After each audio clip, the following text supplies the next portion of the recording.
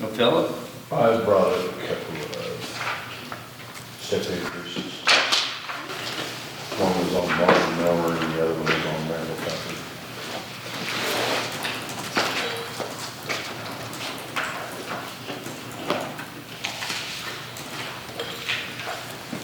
Back about the tractor way one, but a few more years are getting like that. Yeah, actually, this guy, they does do well. I mean, they don't like to stand. Yeah. Does, I know Randall can run a grader, does Marvin run a grader side of them, or? No, Martin just pretty much runs truck and Martin won't do anything actually. I mean, he really will. Yeah. And I mean, that just asking a guy to go do some things, and some guys kind of, you know how they are. Oh, yeah. And then Martin, okay. It's just, okay. Then he goes and does it, and he'll do the best job he can. Well. Yeah, I know Marvin. Yeah. I'm good. I make a motion that we approve the step increases for Marvin Miller and Randall Tucker from Randall's be range 6, step 6 to range 6, step 7.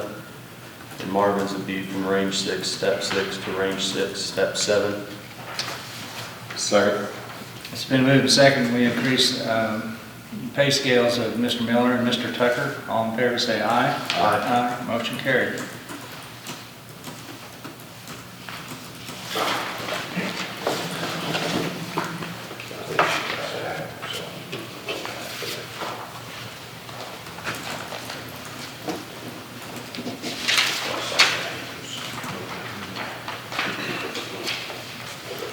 Then we talked about the truck last week. And I got some breakdown that wasn't on paper because he said a 150-page document because it's so many. Like you say, you saw how long the truck one was. But the truck actually lives for $155,000. And then the hydraulics will run about $9,000 to $10,000 for the Cirrus Life hydraulics. It's a pump off the front of the motor. So if you have, it's not PTO, I mean, it's PTO shaft driven, not all PTO transmission. So, It's live all the time. and actually we have one truck down there that way now. It's great. I wish all of them our trucks that way, but we haven't had any issues with that system whatsoever. The live PTO. Yeah, it's called Cirrus CI, RUS, or anything years. I know when I put them on the other truck, it came out of Kansas City, was where the guys come from. Like I said, we have not had any issues whatsoever. And then that 2-inch snow pile in front's a $50,000 plow.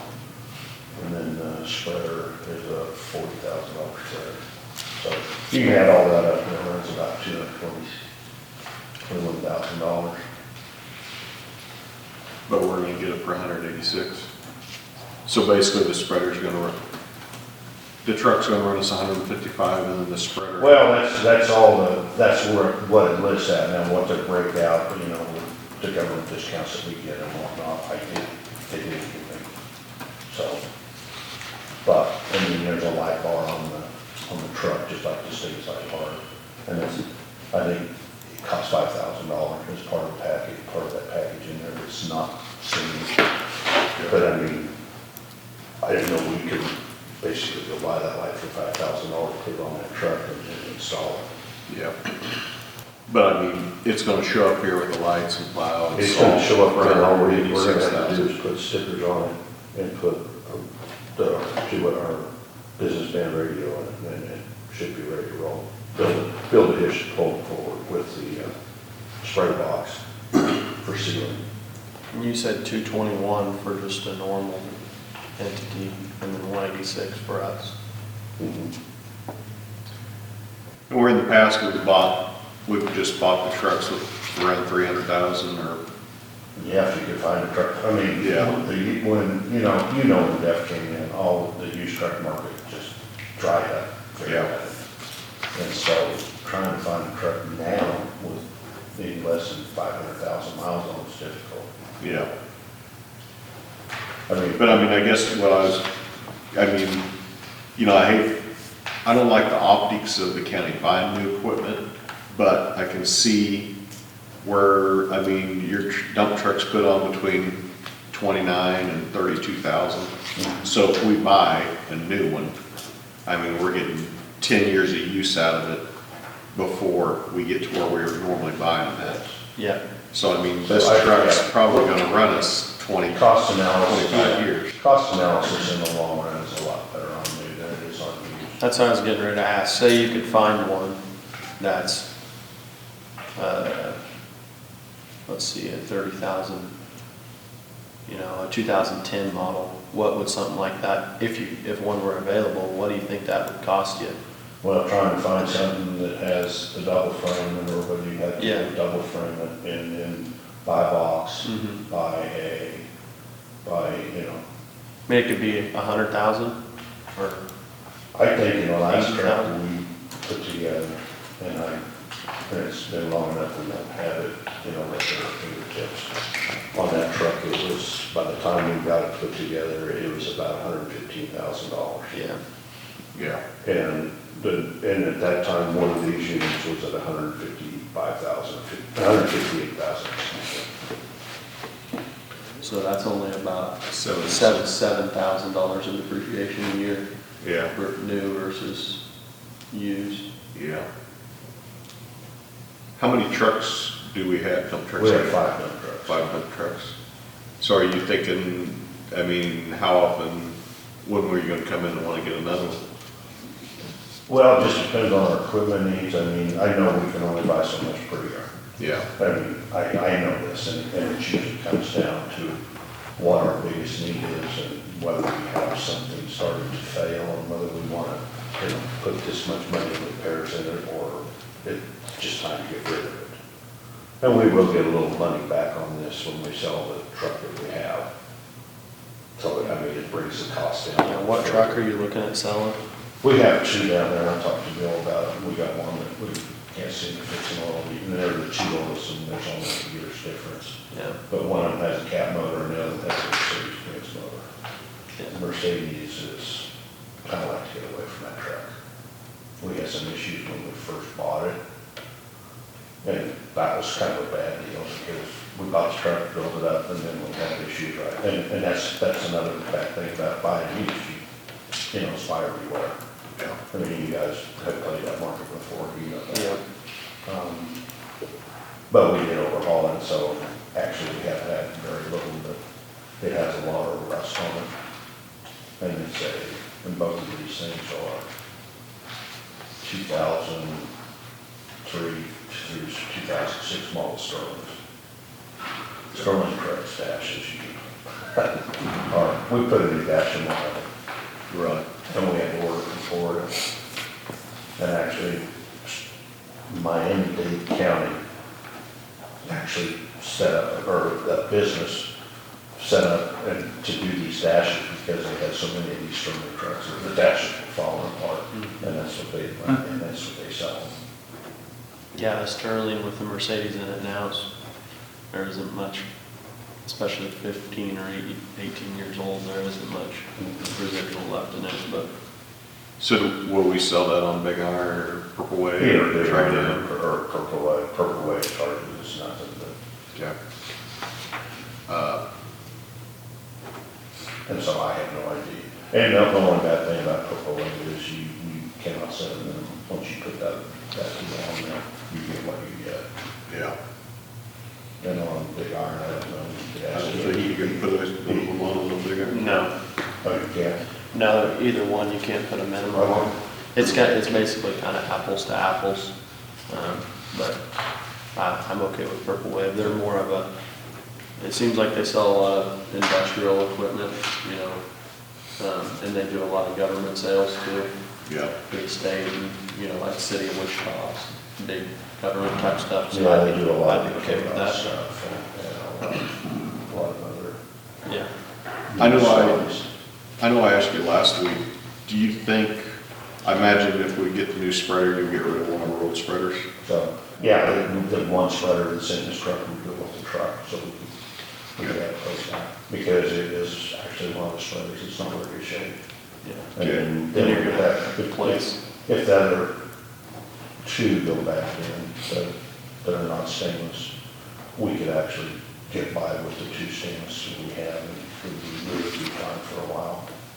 We have 3 spreaders now, right? No, we have four. Okay, I didn't realize that. And one of them, we have one stainless now? Okay. It was an old state spreader, but I can't remember who we bought it from. Somebody bought a state truck. It was probably from the city of Stafford or something like that. So in 4 or 5 or 3 years or something, next time we buy a truck, if we decide to do this again, to get another salt spreader, then we'd probably have 2 new stainless and then 1 used stainless, and we'd be able to take care of the whole county. And if we really had to, I suppose we could really omit the spreader. And then just, I mean, we could, theoretically, could get by with that 50 spreader. It makes for a longer time out in the country, and you don't get around as fast. And of course, don't get treated as fast, so it becomes a matter of public perception. Yeah, Because you can only drive so fast, I mean. Yeah, I just have to agree. yeah. I mean, if this truck works out good, and then we decided to get another one, we'd have 2 new stainless, Mhm. and then we'd have 1 older stainless. And then we still have the one that's, and however long they last. You start trying to weld them and things. It's like, Yeah. cottage cheese. Like hot metal. It takes nothing to, it's more frustrating to try to weld one than it is to anything else. What, I don't remember from last week, what motor does this Freightliner have in it? And I don't know what it is, it comes, I'm sure, it runs. That maybe sounds right, but I don't remember.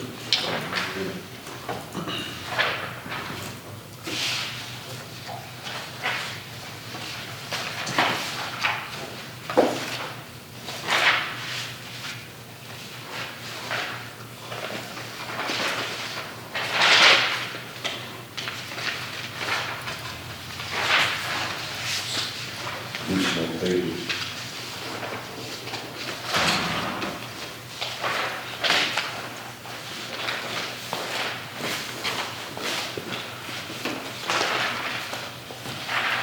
You got it set on that? Yeah, that's fine. I've got it in my file at home. No, it's Cummins, 18.7. Okay.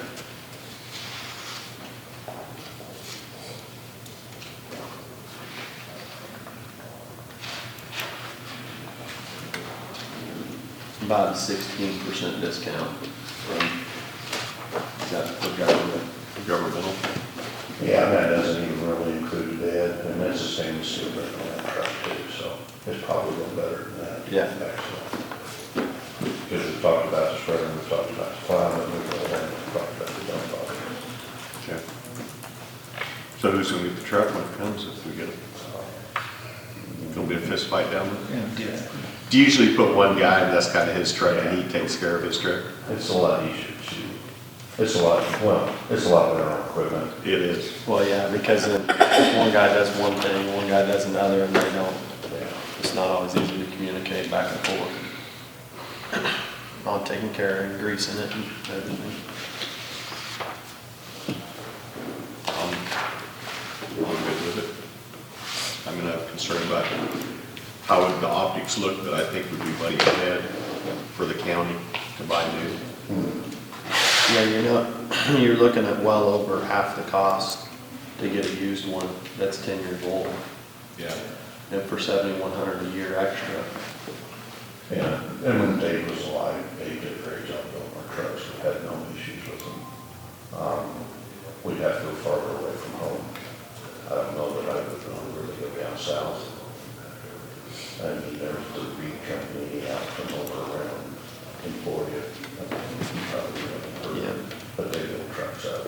They actually do a nice job.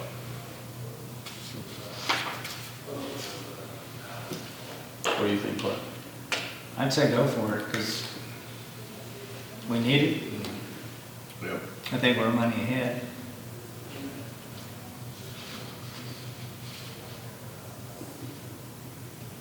Okay. The only problem with buying used, you're buying somebody else's problems. And actually, when Dave was alive, we would build up the trucks before we bought them. And after a while, they said, well, yeah. So, I mean, that one truck, there's as much savings in it as one we had an issue with, and I think we've overhauled one other, but I mean, that's just the nature of the game. I Yeah. mean, because you don't know. I mean, everything could be fine and look great, but anything could go to tomorrow. Yeah. Yeah. What kind of warning will we have on that? I do not ask them. I'm sure there'll be. I'm sure it's a year's warning at least. Yeah. Okay. I make a motion that we allow Phil to buy a 2021 Freightliner 108 SD from Truck Center Companies in the amount of $186,000. Do we need to put in the spreader box? And Oh. No, Yeah, it's it's a- truck, plow, and spreader box. Complete package. Okay. Complete package. Second? Okay, it's been moved and second. We purchased a 2021 Freightliner for $186,000. All in favor, say aye. Aye. Motion carried. I'm guessing it was a, We'll get I that. didn't know if you wanted to go home and change clothes or not. No, I'm fine. Okay, well, Uh, my pickup is not exactly the cleanest, No, I'm that's just fine. telling you, right? We ought to be done here by 10:30. I think so. Okay, well, just have me, I'll have me, one of you guys, all that. Okay. Anything else, I'm sorry? I think so. Okay, good. So- Thanks, Bill. Thank you. Can I keep this? Yes. And you need to sign this. Yes. And this was bid through the what? This company, was bid through what? Kinsley? Carolyn? But wasn't it bid through the state or something? It was a two.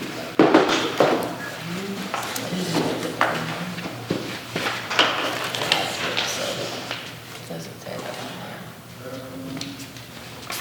So,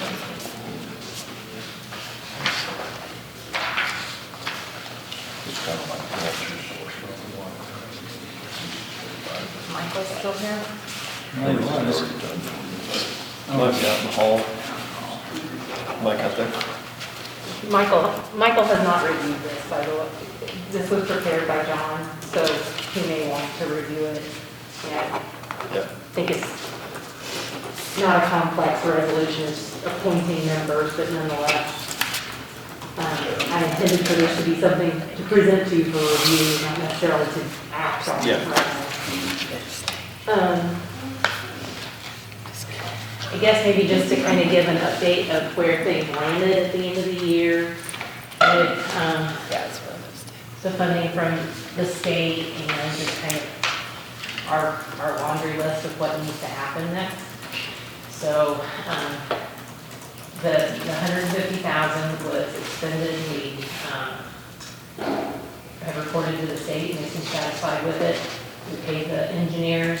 They have plans that they're actually finessing right now, but we expect to be in SF formal approval very soon, which is really helpful because that's one of the first questions that KDOT has is the NSF involved? And they have been all along, so we have the engineered plans, we have signed purchase options on both tracts of land. We have a signed letter of intent.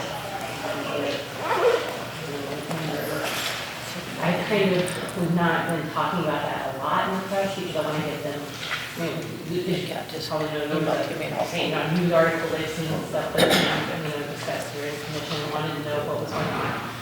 I wanted to give grain companies the full opportunity to talk themselves first, and I think that's happening. In fact, I'm the chamber co-op had it was described to me as a very positive conversation this week.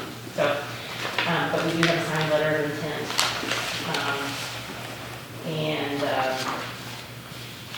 The way that we handle the attorney fees is we paid a retainer to John Beverlin, and he has deducted all he's billing hourly, and that was all deducted up to December 31st. There may be a few other things that take a little bit of his time, but we were paid with a retainer that will be refundable, so there will probably be a bit of an opening balance for the Port Authority to have a banking account. So that's- We just haven't even had the means to open a banking account.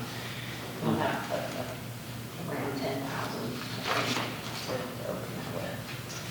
So he's kind of developed a kind of a checklist of things that need to happen next, and really the main thing for the commission is just appointing members. And then once the members are appointed, the rest of it, kind of happens under the umbrella of the Port Authority. So that's the resolution in front of you. Once the Port Board is appointed, they need to appoint their officers, adopt bylaws.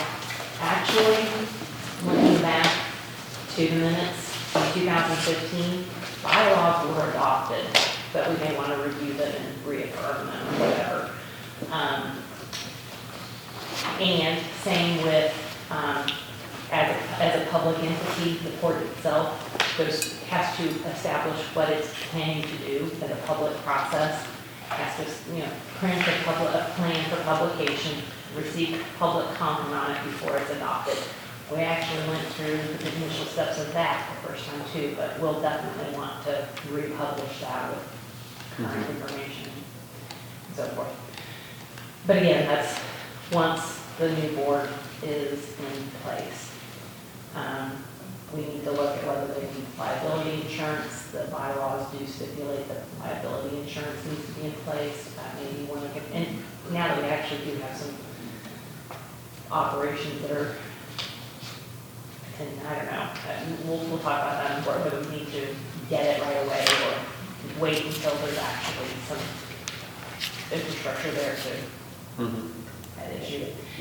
And then the other thing would be that the option contracts are signed by the Economic Development President, but assignable to the Port Authority. So that will be one of the things we'll want to actually sign those rights over to the port.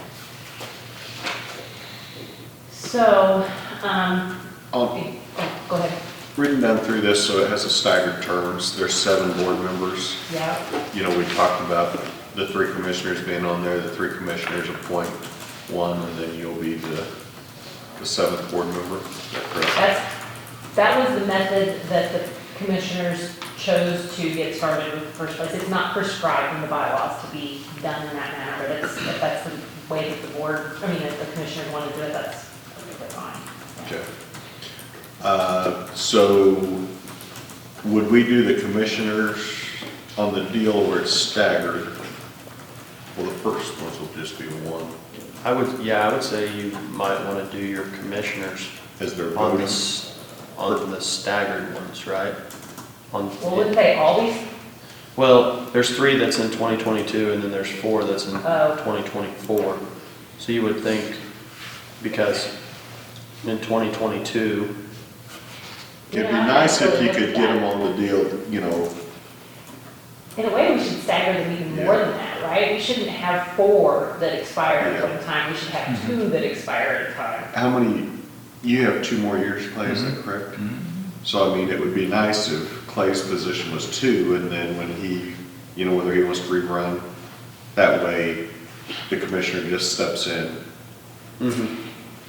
And it may be in the future that the commissioners want to appoint 2 people instead of themselves. yeah, Yeah.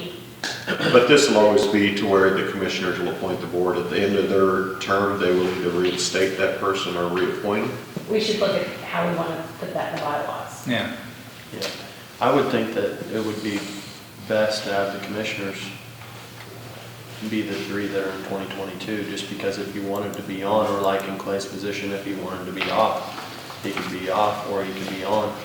And say like in you and I's position, you just reappoint yourself for another 2 years to finish out your term, and then you'd be off. Is this You know, say you or I wanted to be off after 4 years, you reappoint yourself after 2, and then you'd be done.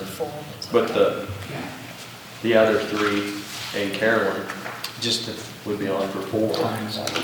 Yeah. But that is quite a bit, I guess that is quite a bit of turnover with your at-large positions. Yeah, I think it would be better. Maybe put them as 3-year terms instead of 4-year terms, so you can, I don't know. Well, it's not an elected position, so it really makes no difference on the length of term. Aside from, it would be challenging if you were working on a specific project and you had people that wanted to be on or didn't want to be on, and then you're changing personnel in the middle of a project. Or, yeah, the potential of completely changing. Because right now, you've got three 1-year terms and 4 4-year terms. I mean, I wouldn't have a problem with going 2 1-year, 2 2-year, 2 3-year, and 1 4-year. And that way you only have 2 people dropping off, because I mean, half your board rotating. I mean, that's a big deal. Yeah, in 4 years, you could potentially have a completely different port authority Yeah. if we did this format. And port authorities can, I mean, if they wanted, they could collect taxes. They can, if the right voters give them the right to. It has to go to a vote. Yeah. And that's a separate process than establishing the plan for development. In fact, that kind of leads into what I thought maybe we should also talk about is maybe, essentially actions of the commission. At least for my part, I've tried to, plan this in a way that it wouldn't require new taxation. That the revenues generated from the project itself pay for whatever investments are needed up front. So the way to do that, I think, is a taxing for a finance district, so that the property taxes that are new related to the improvements of the grain beds and so forth, that Wind River invests in, that's the revenue that comes in to pay for whatever debt we have to assume, because we probably won't get 100% grant. The one way that we might is if the feds do a big transportation infrastructure bill, and we could potentially push for an earmark on something like that, but that's, It's aiming way for the down the road. fences, swinging for the fences, right? We can't really count on that, but, so I played with cash flows, I feel like I want to take these back, and I don't want them to be like taken as the way that it's going, they Yeah. won't be right, but it's an indication of, I think, how it could potentially generally play out. I haven't affirmed, like the valuation numbers. I have some stuff that, I'm exchanging with Carl now, but I, with an educated guess, think that we'll probably be over $100,000 in new property tax revenue related to the grain bins. Maybe even up toward 150. I don't know. We'll talk about it. But I think a pretty predictable format for KDOT is 40% grant, 20% zero interest loan, and 40% that the local entity has to finance or fund on their own. So, playing with that, and then, I would work for a couple of other grant possibilities to try to bring that 40%, that number, even lower. But at any rate, I think that there's more than one option for what we do have to borrow to be done at either very low or even 0% interest. So I feel like I can see a good, a path that's realistic on how to finance what we can't get in grants through the tax revenues of the facility itself, if a tax increment finance district is put in place. So, maybe should make more copies of this, but it's what St. John, it's not even right dates, it's what St. John went through to do a tax increment finance district. So you can just kind of scan that and give you an idea of what the process is. It took between the beginning of June to the beginning of October to, first establish, it's kind of the same as the board. You publish a plan, you receive comment on it, then it's adopted. And then in the TIF, it's kind of a two-step plan. You first establish a district, that receives public comment and it's adopted. And then within your district, there's a plan that needs to be considered specific to a particular development, and that receives public comment. Mhm. And it's But adopted. basically, since this was the grocery store and then city limits, everywhere that this says city, Yeah. obviously would be county. Right. Yeah.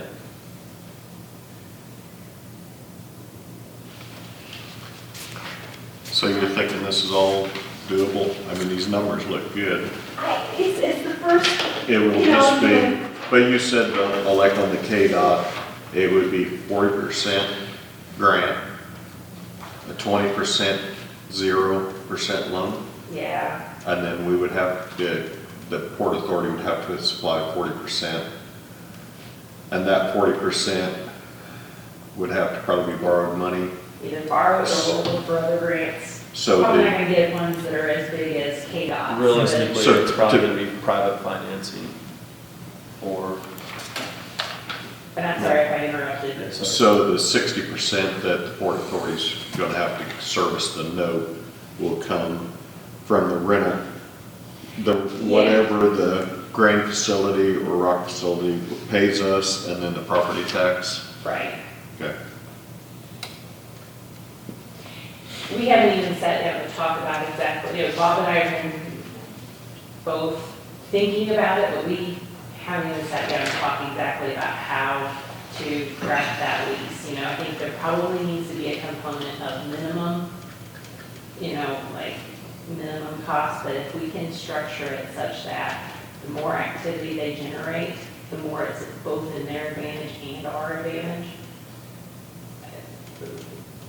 We need to talk through how that is, and then there may also be some ways that we can incorporate incentives from BNSF. They have their own kind of program work that way. The more you do business with them, the better your conditions are. So we haven't worked all the way through yet, but I think, So the grain, if this goes through, if we get this done, and you have a loop in there on a quarter mile, and we've got a letter of intent from a grain company, so they build their grain facility, so they would have so much rail access there in front of their facility. And then if a rock place comes in, they would have so much access. And then if we had a local fertilizer or a local company that wanted to put up a fertilizer tank, then we just rent them so many feet access. however we Do work it out. we rent it or do we sell it to them? We would rent it. Okay. It'd If be we just like the follow the Wind format River like lease. Port of Catoosa, they maintain ownership of the land. Okay. And they rent, or they lease rather, on, some long-term basis. Some of the anchor companies, I think, have, 50-year leases or whatever. But they do maintain the ownership of the land. The improvements are the ownership of the company involved. But we may have to do it on lease terms that are long enough if a company required financing to be able to do the, And that's kind of a win-win anyways, because if we're servicing debt, Yeah. you're gonna want the assurances that for your lender that Yeah. there's gonna be business there. I would think like if an entity wanted to put up a 100,000 gallon fertilizer tank, at the end of their contract, does the Port Authority really want to own a fertilizer tank and take the liability of that? Yeah. So I mean, I would say a longer version, but I mean, that's something that we can discuss. I would jump the topics a little bit. As far as appointing how the board members are appointed, since they are, or I don't think it will be, but there is a possibility that they could do their own taxes. I don't like the idea, basically I like your cemetery boards, you know, they collect taxes and they're boards that appoint themselves.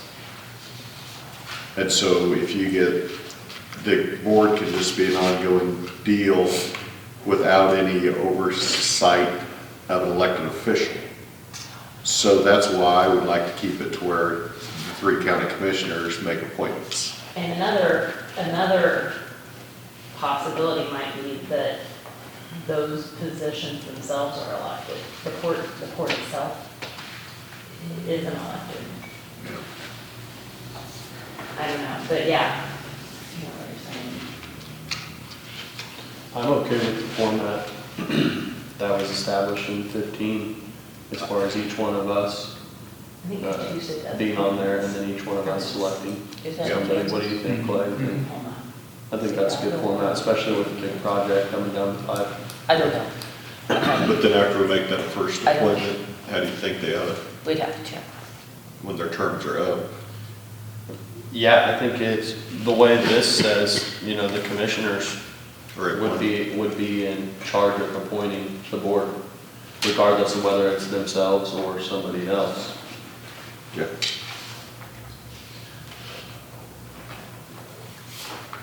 I mean, what? I think we ought to just have Mike look this over and, He looked Well, Max at said the first page is okay. good? Yeah, I mean, the format, but yeah, you can either fill in the names, I mean, Yeah. but overall, We better Yeah. determine what you're gonna do, 2-year, 3-year, 4-year. Yeah, Carolyn, do you Because we think got that, 4 here for a 4-year term, right? Yeah.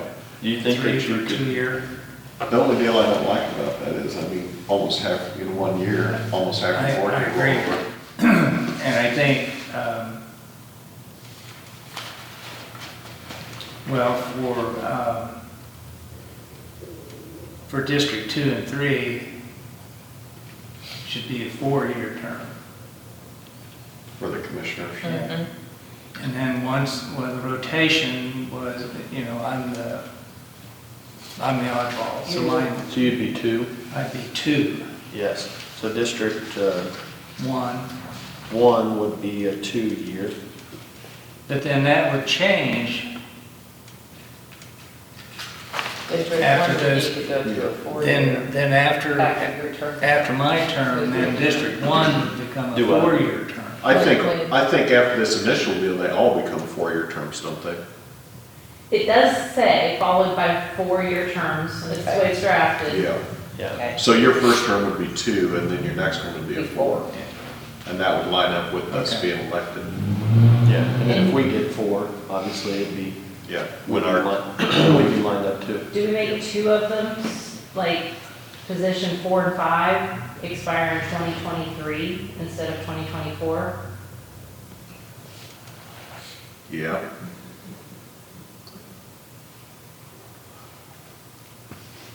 Yeah, and that would take care of your 2. So like if you put Clay as position 1, right? And then Todd and I as 6 and 7.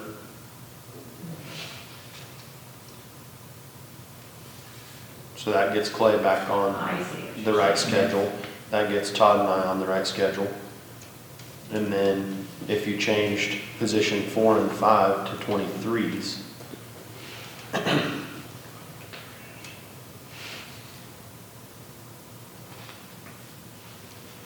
then it really makes no difference, I guess, because as long as the commissioners, if that's the route that we're gonna go with us being the people that appoint them, as long as the commissioner schedules are right, as far as with our elections, then the rest of them are kind of arbitrary terms, right? Because Yeah.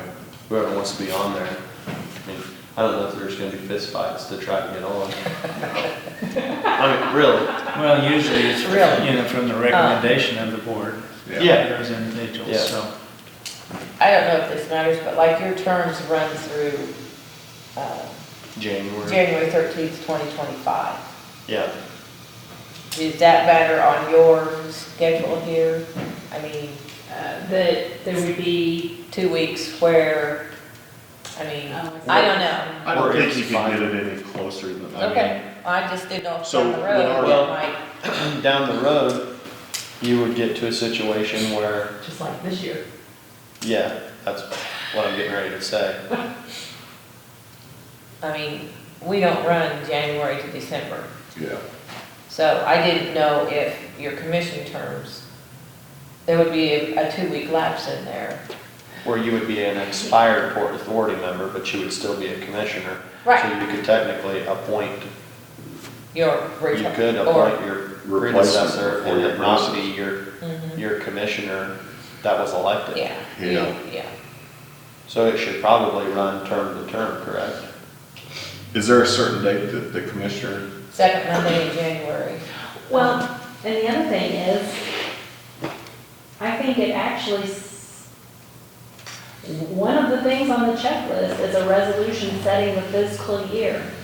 Maybe our fiscal year isn't December to January, or January to December. Maybe a fiscal year starts February 1 or something like that. That would That pretty would much be catch best. all. That would take care of yeah, this, I think that, of yeah. your terms. That would be nice, because say you had a heated race in a commissioner race, somebody got beat, then if they wanted to manipulate the Port Authority Board, they could appoint their predecessor, which isn't a commissioner technically, because there's nothing in the bylaws that say that the commissioners have to be on the Port Authority. Yeah, You could appoint somebody that you wanted to, and then the new commissioner that comes in, is off the board. he's off the Port Authority. Yeah. Yeah, I think that we ought to change that their year to year to February 1st, and that would take care of that. Okay. But as far as changing 4 and 5 to, I guess they'd be 2024s now, 6 and 7 would go to 2025s. Because it's just past the first of the year, right? Oh, so it would be, So 6 and 7 would go to like February 1st, 2025. or January. Or January 15th, 31st. or 31st. Whenever. Do we usually swear people in by the 15th every year? Usually we swear in the second Monday of January. Yeah, so you're always gonna catch. Mhm. But see what I'm saying? Those will go to 25s. Mhm. Position 4 and 5 will go to 24s. Position 2 and 3 would go to 3? well, all 3 of those would go to 23s. So we're saying January 31 is the end date, and through January 31, 2023. Yeah, 23, and position 4 is 24, position 5 is 24, and 6 and 7 are 25. Okay, So then the bylaws will have to be revised to Yeah. reflect this. yeah. There's a handful of things that I Yeah. think we should discuss as a, Yeah. confirm that. but that's we're all- Port Authority business, not Right. technically. Yeah, okay. Right.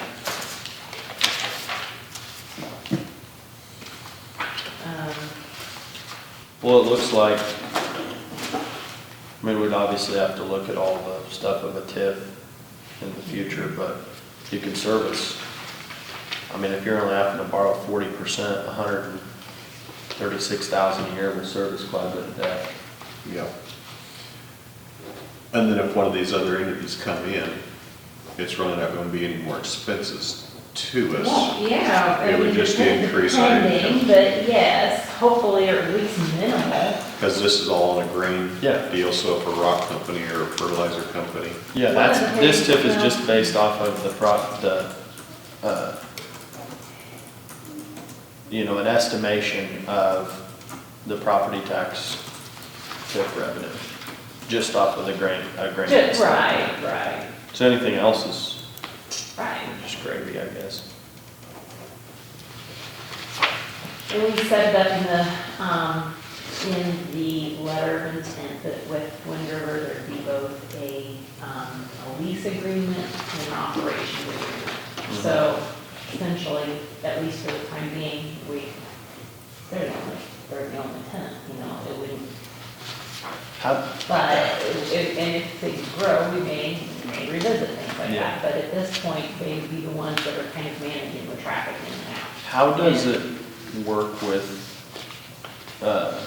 like neighborhood revitalization or big companies? You can't do both. You can't have a TIF and neighborhood Yeah, revitalization. so what, I guess my question is if I'm a big grain facility, do I expect some sort of tax break to bring my business to an area? Or are they gonna be okay with, going right, because usually there's incentives Right. of some sort.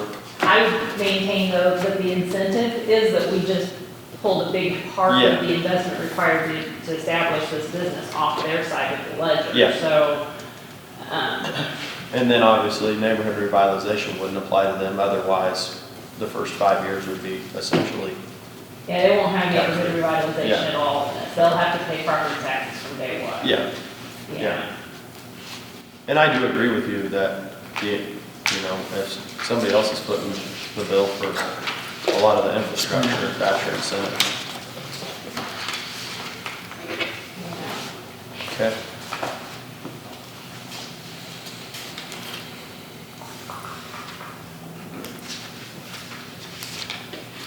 I'm just like, but I know that that cash flow is not gonna be accurate, like, 2 years. It's an indication of, it's intended to be that indication of when it's like, wants to pull it back, so that it doesn't. Yeah, you can have that. So how quick do you think this could happen?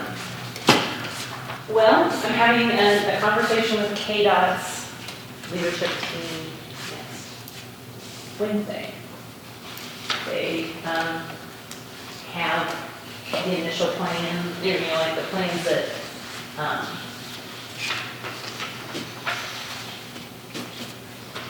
ASM, drew. I guess I should have brought an example of that here too, exactly. There was 8 in the end, this was version 8, so there was several different revisions along the way and so forth. And like, part of that had to do with the NSF's contributions to what they wanted to see in terms of rail crossings and yada, yada. But KDOT's reviewing them right now, got back to me very promptly when I asked about, having a virtual meeting regarding it. So I think those applications are on a rolling basis, so that wouldn't necessarily have to be something we have to wait, until summer when a grant cycle comes around or something like that. We wanted to, one of the things I have penciled in there, I just know it's one of those bigger sources of grant funding, and I feel like we're in really good favor with the way the grocery store project has gone, but the U.S. Department of Health and Human Services is another one that's kind of on the radar. That grant cycle won't happen though until summer, and we wouldn't know until October. So, I don't know.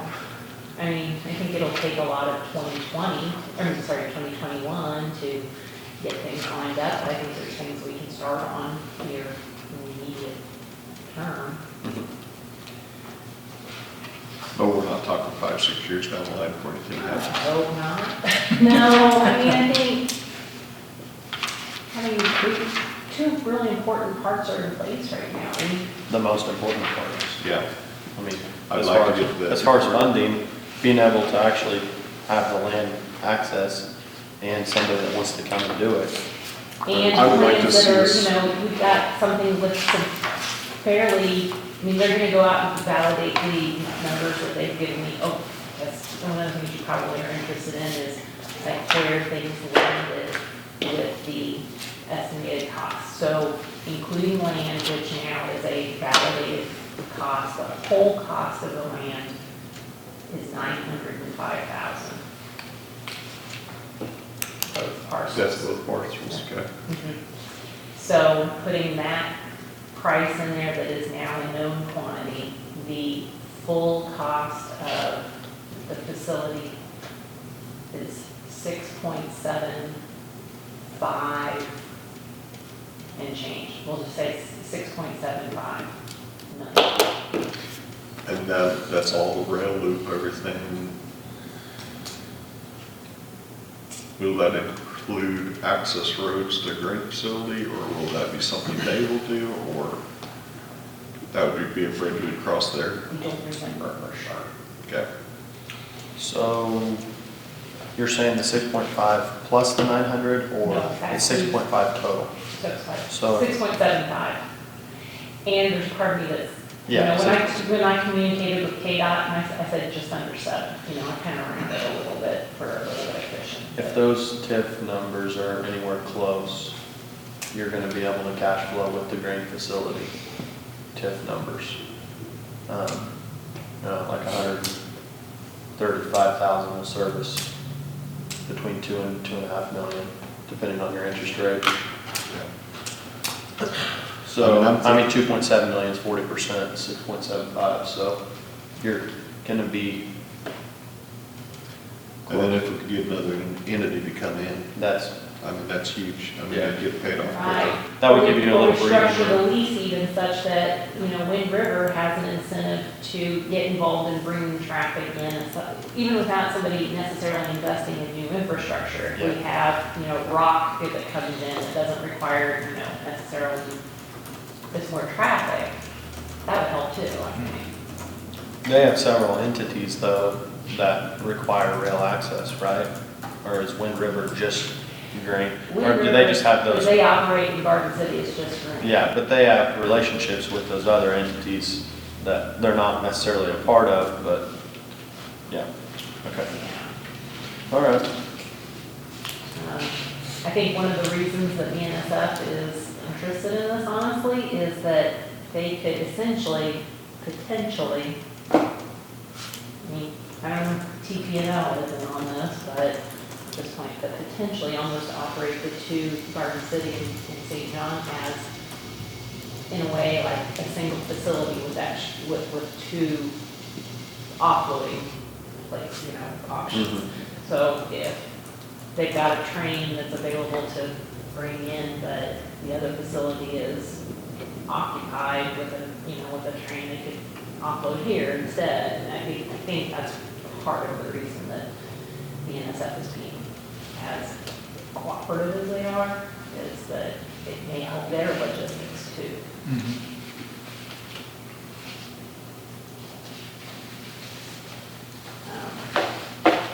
Now, like, one of the things that I noticed on, you know, the way they have drafted just the track plan. They did draft a potential future expansion for wind components. They don't have it, so they don't assume that the track that's designed for the grain is the best suited for offloading wind turbines. So it would take relatively little, at this point, it would take relatively little to expand in that way, but I would say with the new administration coming in, wind turbines probably aren't going anywhere as far as new wind projects. Yeah.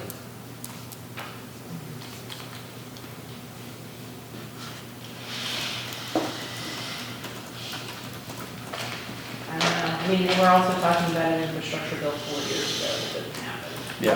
But as far as like new administrations, if they really do get serious about infrastructure, I mean, I have already initiated some contact with Moran's office on this. And they seem open to, you know, working with us on that. So whether that is them supporting our applications to, you know, just in a regular grant cycle like HHS, or potentially working on including it specifically in the bill, I think we've opened the door to that. I think.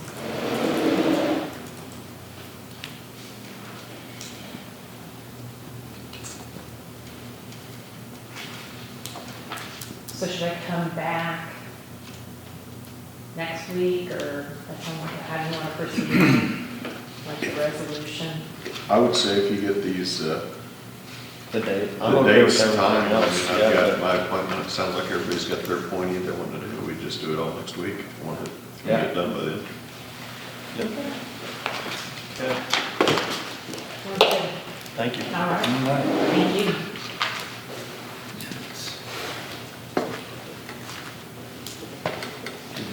Yeah. I make a motion that we approve the minutes of January 13th, 2021 meeting. Second. Been moved and seconded, we adopt the minutes of January 13th. All in favor, say aye. Aye. Motion carried. Anything, any other paperwork to do? Is Carl coming back? I'm supposed to let him know.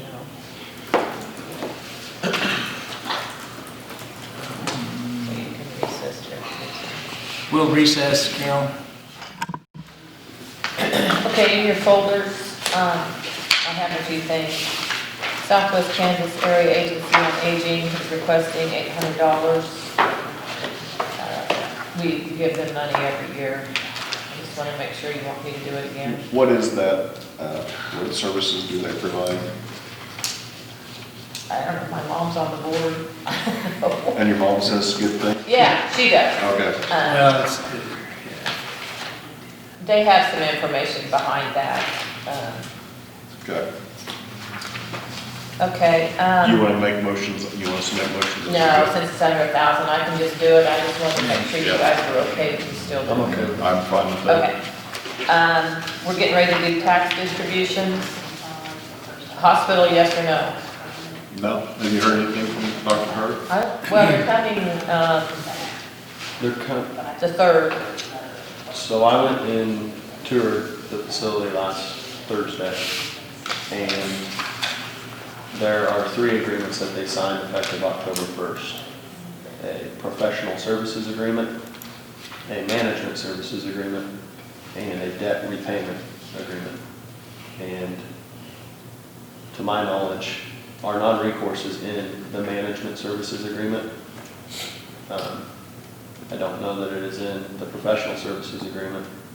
It's obviously not in the debt. The debt agreement is just amortization schedule and a few things about repaying the debt, restructuring their debt. And I sent a letter in November and got no response, and I just am sending out a second letter. I just made one little tweak to it. Do you think that line for, that protects us should be in all 3 contracts? I would. Yeah.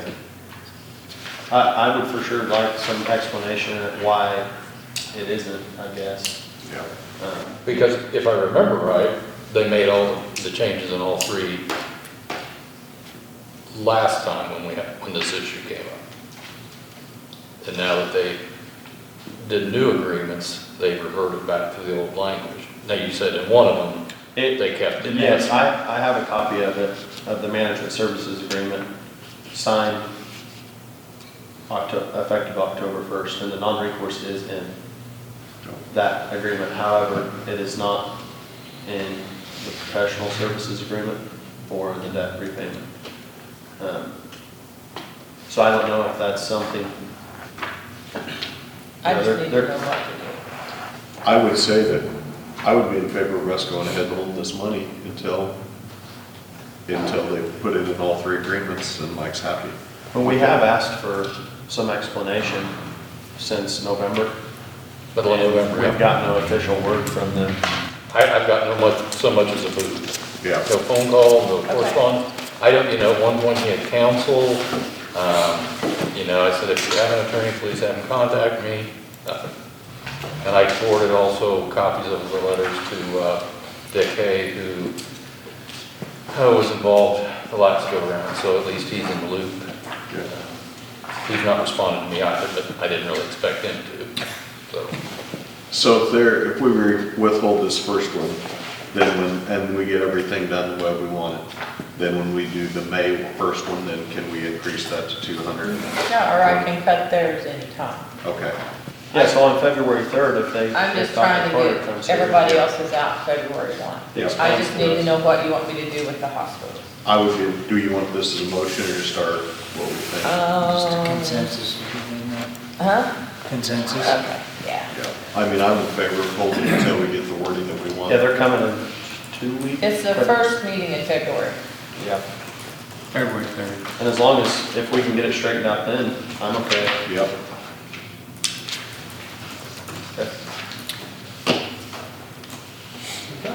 How are you? Hey, Carl. I'm here for the performance reviews. I'm assuming you guys, Typically, you go into executive How session. long would you like to go into executive session to discuss these? 15 minutes. I make a motion that we go into executive session for 15 minutes to discuss non-elected personnel.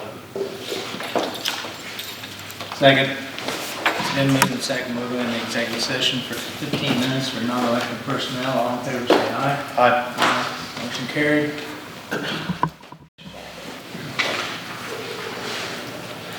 I make a recommendation, or I make a motion that we approve the recommendation for a step raise for Marilyn Griselle from range 8, step 6 to range 8, step 7. Second. It's been moved and second, we increase Marilyn Griselle. Step increase, all in favor, say aye. Aye. Motion carried.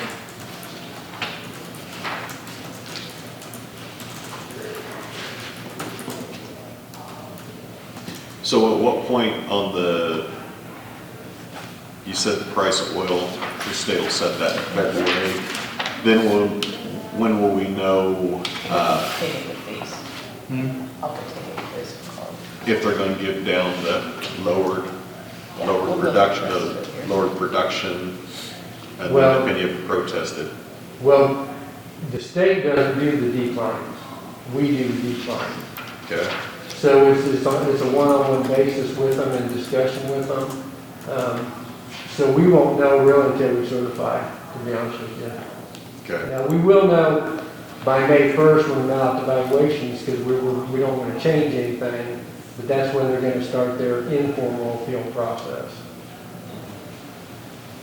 okay. What they're going to do, that'll be the first time they see the value from 2020 to 2021, is in that May, the beginning of May. But there's a handful of tax reps that wait till the end of the year and do the payment under protest. The reason being they do that, it's not a coincidence, is that if you hire me to get your tax statement lowered, then you know exactly how much I get it lowered, and then you can pay me accordingly. That's why they wait. If you do it in the spring, you don't know what the taxes are, so you don't know how much to pay you. Okay. It's on a contingency, a lot of it, which I think is illegal, but, Okay.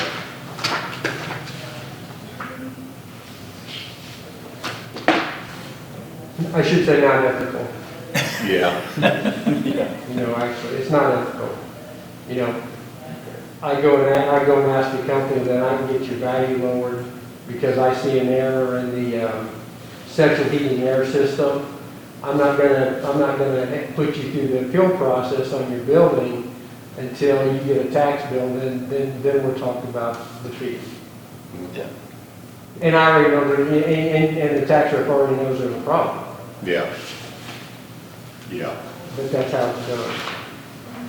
So he's basically just saying, I can save you this much on this much percentage, and I can do it. If we wait till the payment under protest. Yeah. And back in the 80s, we had huge problems with the grain elevators doing this. Now, we have a better relationship across the state with grain elevators. We have a better guide, and we have better sales, and we don't have that many problems anymore.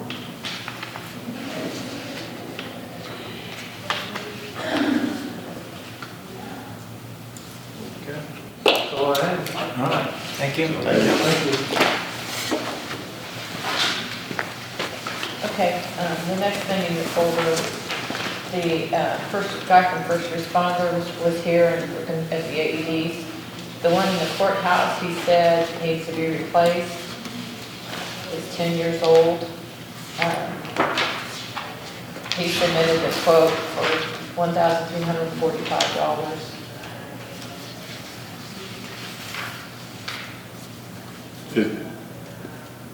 Their lifespan is just 10 years, That's what he said.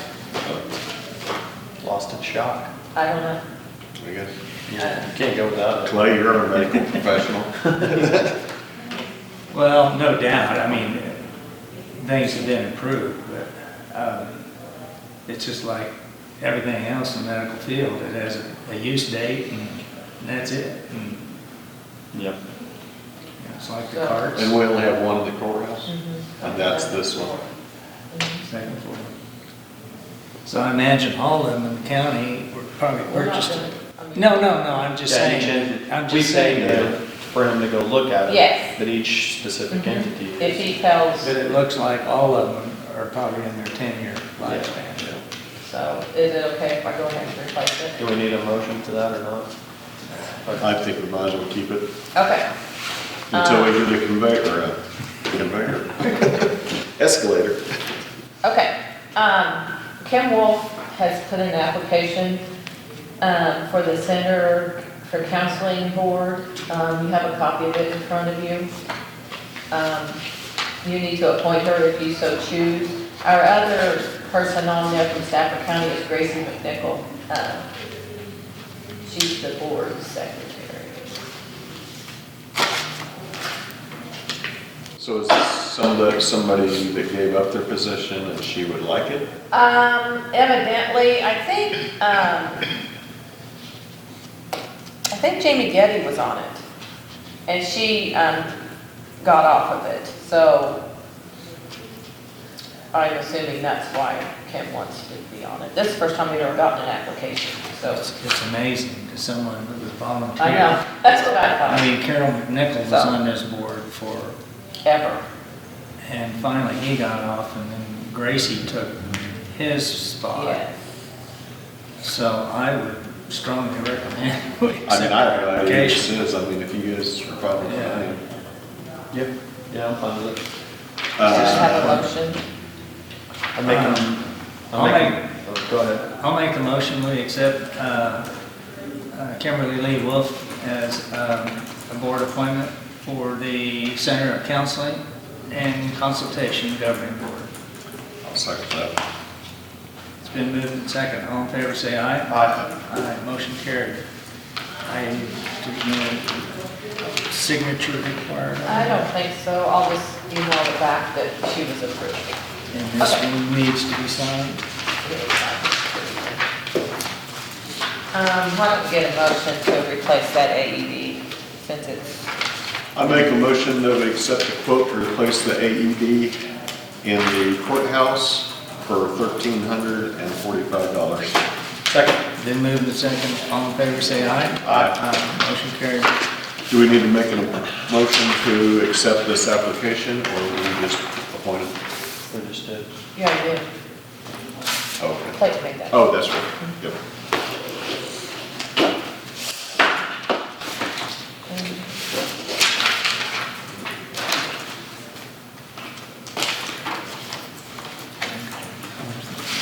Okay, and then do you want your executive session with, With Mike. Mike, and then we'll recess. There's gonna be no action. Just adjourn. Oh, yeah, that's what I meant. I make a motion that we go into executive session with the commissioners, Nita and Mike here for 30 minutes to discuss attorney-client privilege. Second. It's been moved and second. We go into executive session to discuss attorney-client privileges. All in favor, say aye. Aye. Aye, motion carried.